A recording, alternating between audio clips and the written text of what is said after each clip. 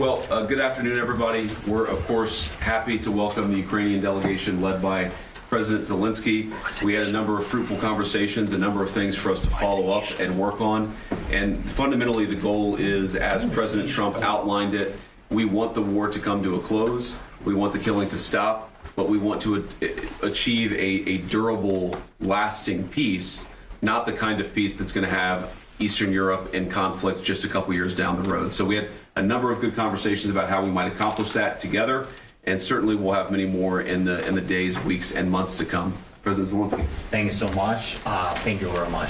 Very briefly, I think Vice President said everything absolutely correct. We are very thankful for American support. President Trump, we have good conversation today.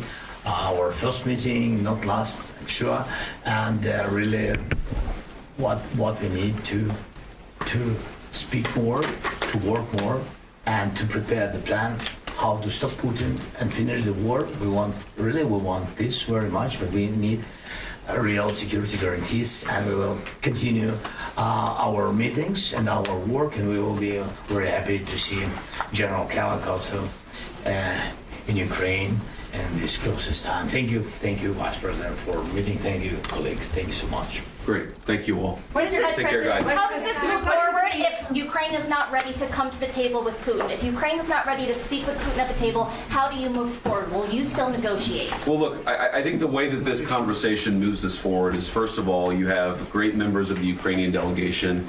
You have our incredible Secretary of State, Marco Rubio, here. We have General Kellogg. It's important for us to get together and start to have the conversations that are going to be necessary to bring this thing to a close. That's all I'm going to say for now, because I want to preserve the optionality here from the negotiators and our respective teams to bring this thing to a responsible close. Thank you all. Have a good night. What is the timeline? Amazing, absolutely amazing to see and hear that this war is gonna end very, very soon. Led by the negotiation team from JD Vance, they are gonna put an end to the useless killing that has been going on for way too long. Let's hear what JD Vance has to say about this. Look, the details for how Donald Trump is going to end the war in Ukraine is by not being weak and not being dumb, which is unfortunately something you can't say for the current administration. It's very simple.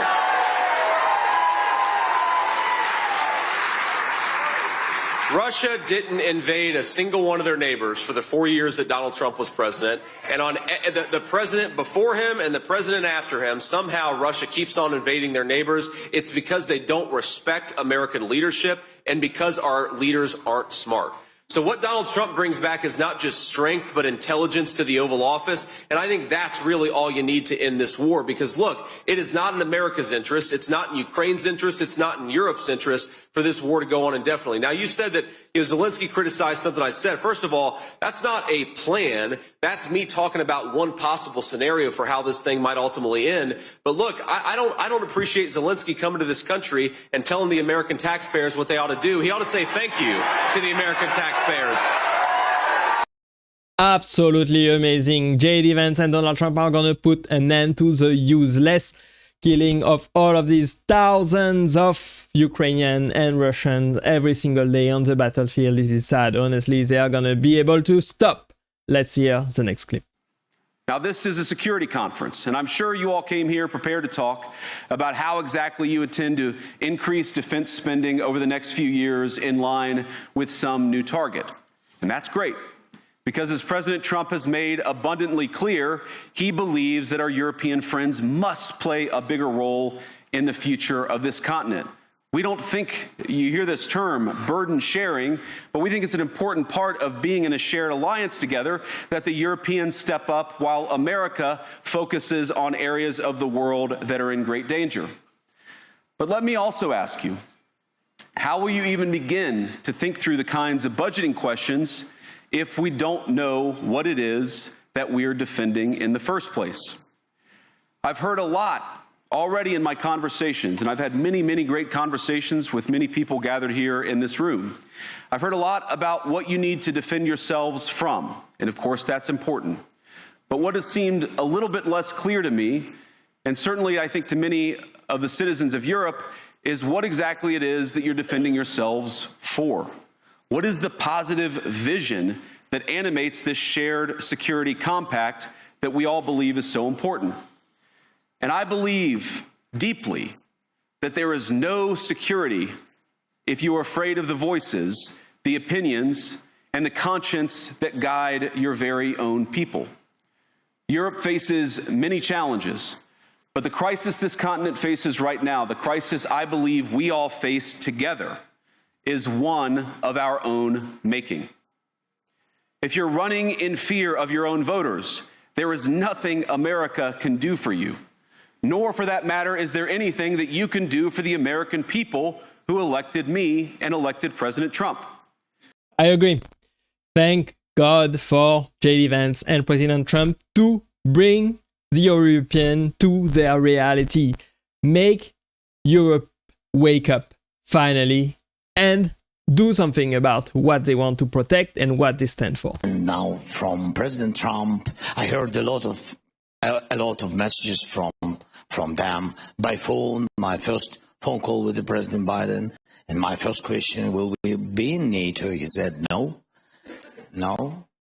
And I said, we will see. And then we had more meetings, more questions, but be very honest, United States, they never saw us in NATO. They just spoke about it. But they really didn't want us in NATO.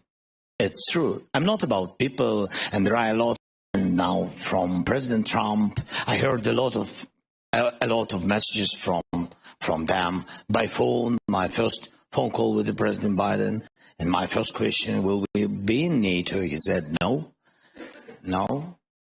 And I don't think Zelensky or Ukraine are gonna be part of NATO anytime soon, honestly. That's not possible, and that's not a negotiation that's gonna take place at all. I don't think so. Would you support Zelensky ceding territory or exchanging territory in any agreement to end the war?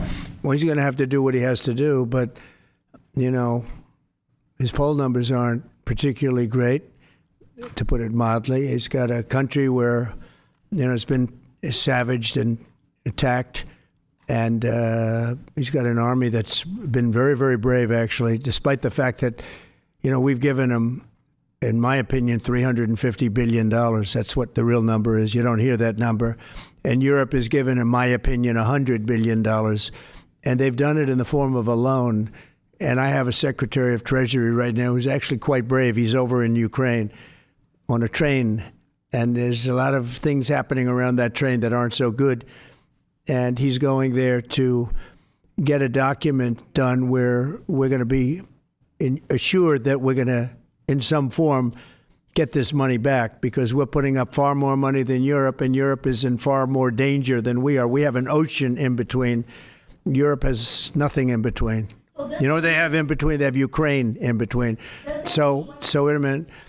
So, as you know, Europe is putting up money, and they're getting it in the form of a loan.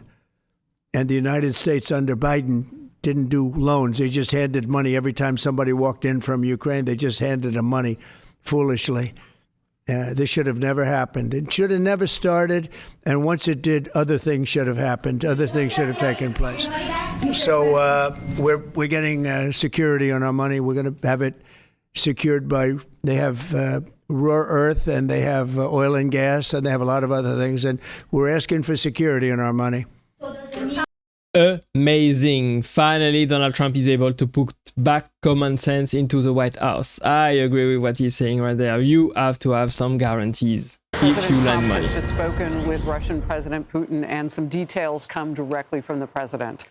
He has just put out on his Truth Social, and so it's everywhere now, that they discussed Ukraine, the Middle East, energy, artificial intelligence, and the dollar. He also revealed the two agreed to visit each other's countries. He said, I had a lengthy and highly productive phone call with President Vladimir Putin of Russia. I just read what he said they talked about. We both reflected on the great history of our nations and the fact that we fought so successfully together in World War II, remembering that Russia lost tens of millions of people, as we likewise lost so many. We each talked about the strengths of our respective nations and the great benefit that we will someday have in working together. But first, as we both agreed, so this is Trump posting about his recent call just moments ago with Putin. He said, but first, as we both agreed, we want to stop the millions of deaths taking place in the war with Russia and Ukraine. President Putin even used my very strong campaign motto of common sense. We both believe very strongly in it. We agreed to work together very closely, including visiting each other's nations. We also have agreed to our respective terms, starting negotiations immediately.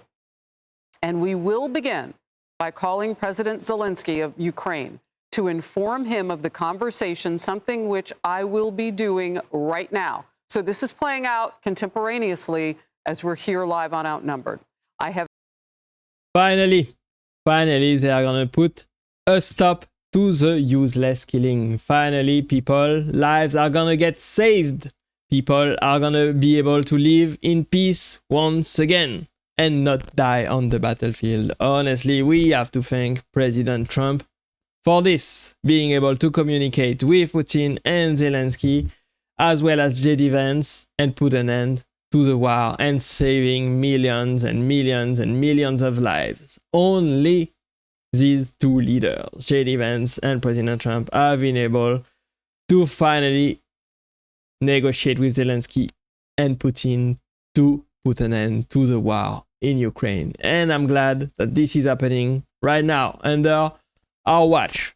And hopefully they will find a conclusion to the war that is satisfactory for everybody. But remember that the most important thing, in my opinion, is that people stop dying. All of these innocent civilians stop dying for no good reason at all.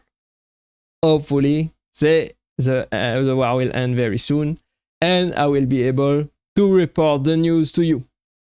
What is going on, what people have been negotiated upon, and what kind of peace treaty or ceasefire they are gonna be able to get from Russia and from Ukraine.